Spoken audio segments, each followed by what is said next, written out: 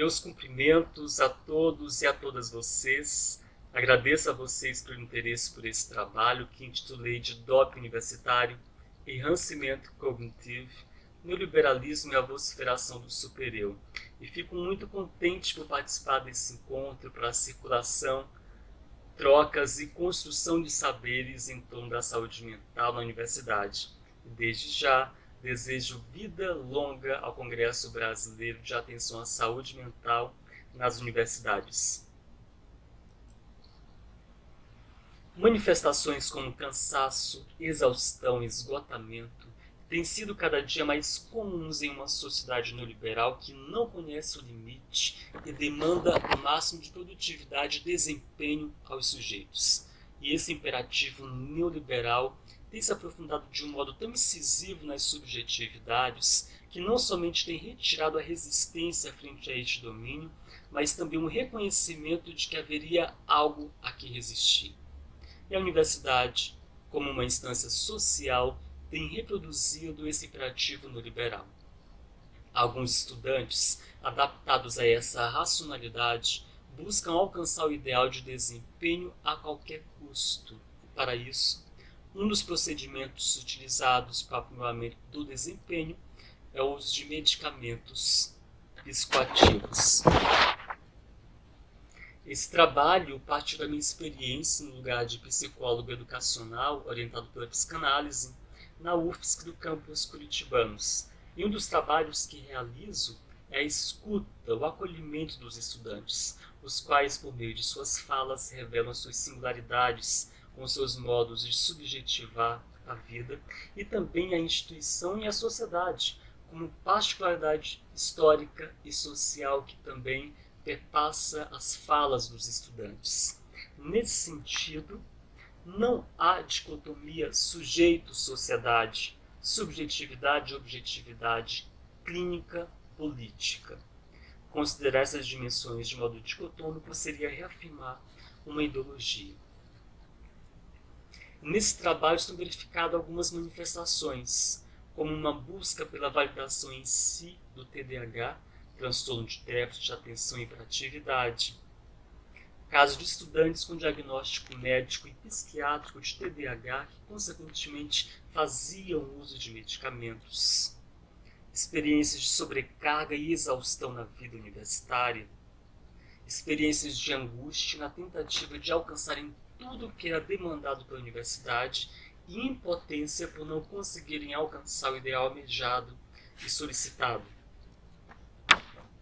E o uso não prescrito e frequente de metilfenidato, mais conhecido como Ritalina, para conseguir executar todos os trabalhos. E a esse contexto eu tenho nomeado de doping universitário. Por que doping? O doping é caracterizado pelo uso de medicamentos para aumentar o desempenho em uma competição. Temos aí pelo menos 3 elementos: o uso de medicamentos, o interesse pelo aumento da performance e a própria competição.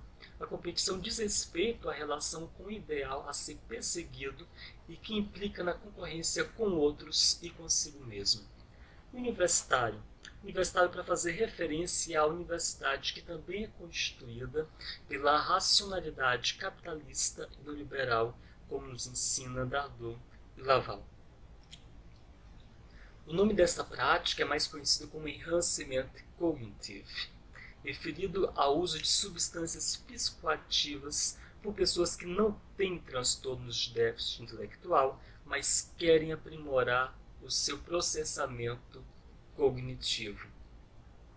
E pesquisas nacionais e internacionais têm verificado a utilização de metilfenidato ou substâncias psicoativas por estudantes universitários. Pesquisas realizadas pelo menos desde o início dos anos 90 têm verificado o uso frequente e progressivo dos estudantes de substâncias psicoativas para conseguirem se manter e fazerem os trabalhos demandados pela universidade.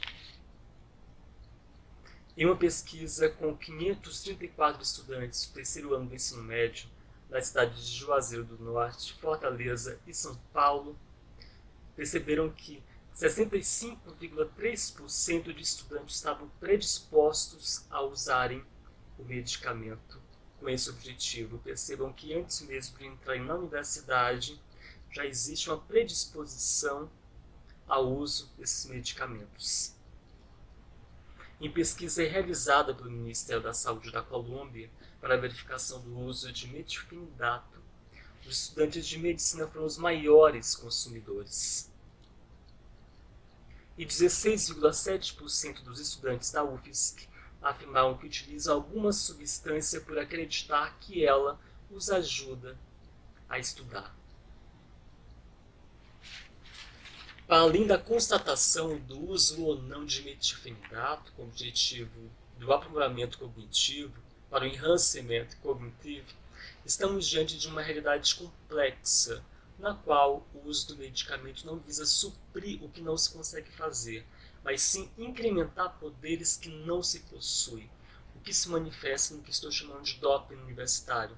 Percebam que estamos nos defrontando com ideais que se põem como imperativos, ideais que devemos buscar para estarmos na universidade e na sociedade. E quais ideais perpassam essa prática? Competição, alto desempenho, alta produção, sujeito como empresário de si mesmo, como nos ensina Foucault, empreendedorismo, autorrealização. Esses são alguns ideais que são propalados e reproduzidos para a manutenção dessa racionalidade neoliberal.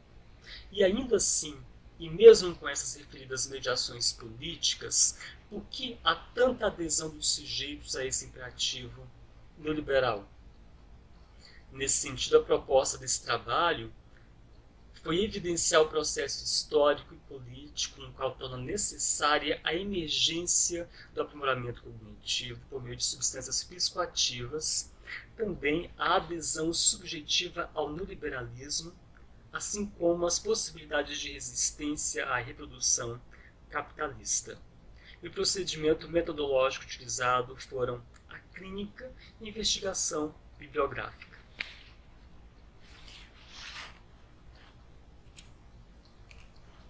Percebemos que não é possível apreender as mediações subjetivas sem investigar a objetividade social constitutiva da subjetividade.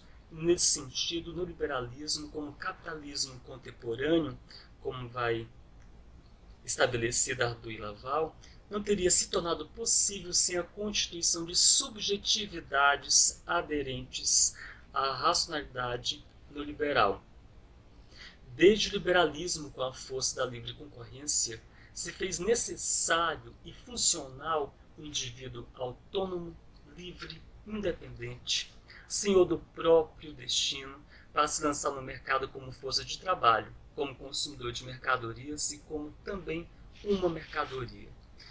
E no neoliberalismo a concorrência se intensificou ainda mais, se tornando o imperativo constitutivo da economia, da política e do psíquico, de modo que a formalização da sociedade se dá com base no modelo de empresa, como vai propor Foucault. Que a universidade, como uma instituição social, é uma expressão historicamente determinada de uma sociedade determinada, como nos ensina Marilena Chaui. Nesse sentido, ainda que possamos apostar na resistência frente à reafirmação do domínio na universidade, a universidade também reproduz o neoliberalismo na sua gestão. E a exigência de correspondência a uma progressiva demanda de trabalhos tem colaborado de modo direto para a concorrência e maximização do desempenho na universidade. E a universidade, como reprodução do neoliberalismo, tem colaborado para expressões como cansaço, nervosismo, tensão ou preocupação e o sentimento de sentir-se pressionados em relação aos estudos. Especificamente na UFSC Campus Curitibanos, 82% dos estudantes concordam que se sentem sobrecarregados, o que foi intensificado pelo ensino remoto. E à medida que se intensifica a concorrência na universidade, se aumenta o desempenho, o individualismo, o isolamento e a solidão, impedindo o laço social e colaborando para o sofrimento psíquico, visto que a exigência ilimitável conduz ao colapso psíquico. Além disso, a crítica política encontra-se fragilizada, pois a problemática tem sido apreendida de modo individualizado. E uma das mediações subjetivas para esta adesão ao neoliberalismo e ao aprimoramento cognitivo por meio de medicamentos é a instância psíquica e política, o supereu. O supereu não se restringe aos contornos simbólicos da lei edípica, mas refere-se ao supereu que exige gozo e vocifera a sua tirania no sujeito, determinando-o e reduzindo-o a objeto, como nos ensina Lacan. E à medida que os sujeitos buscam incessantemente atender ao imperativo neoliberal de maximização do desempenho, e para isso, além de concorrerem com o outro, passam a concorrer consigo mesmo. O supereu é instrumentalizado pelo neoliberalismo, de modo que o sujeito passa a explorar a si mesmo, ser o algoz e a vítima, o senhor e o escravo. O supereu, nesses casos acolhidos, se manifesta por meio de vozes que repetem compulsoriamente imperativos relativos à incapacidade, à impotência, insuficiência, reafirmando um ideal impossível de ser alcançado, tornando os sujeitos alienados ao outro, mais ainda aderentes às exigências neoliberais. E por fim, é possível perceber que esses elementos apontados tornam os sujeitos mais suscetíveis ao doping universitário, ao uso de medicamentos psicoativos para aprimorarem o seu desempenho, para acrescentarem em si o que não existe, o que conduz a um auto-engano que é mantido em nome de um ideal impossível de ser alcançado, mas que no neoliberalismo é transformado pelo sujeito em impotência. E as experiências de angústia, a tentativa de alcançar o ideal impossível, e impotência frente ao reconhecimento que, de fato, este alcance é impossível, tem conduzido os estudantes a um colapso psíquico, por exemplo, levando-os a buscarem por escuta e acolhimento. Nesse sentido, percebo que a produção de laços sociais e a intervenção psicanalítica na universidade se põem também como políticos e críticos à reprodução neoliberal pela universidade, na medida em que colabora para a singularização do sujeito e resistência frente à vociferação do supereu, a adaptação e ao imperativo neoliberal que o natificam, colaborando assim para a passagem da impotência à potência, de modo que o impossível seja sustentado. Agradeço a vocês pela atenção. E nesse trabalho eu trouxe essa obra de Basquiat, chamada Coroas, Peso Líquido, que pode ser pensada como uma denúncia da reificação da vida e desumanização presentes na obstinação do indivíduo por poder, fama, glória. E a obra Coroas, com as suas várias coroas, parece fazer uma ridicularização desse indivíduo que, capturado pelo discurso de liberdade, de que pode ser o que quiser, torna-se prisioneiro da racionalidade neoliberal e uma mercadoria a ser vendida a peso líquido. Compartilho algumas referências utilizadas.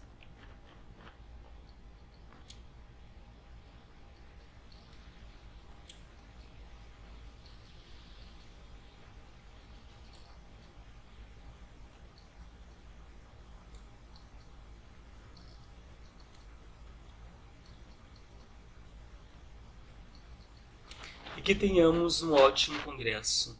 Muito obrigado a vocês.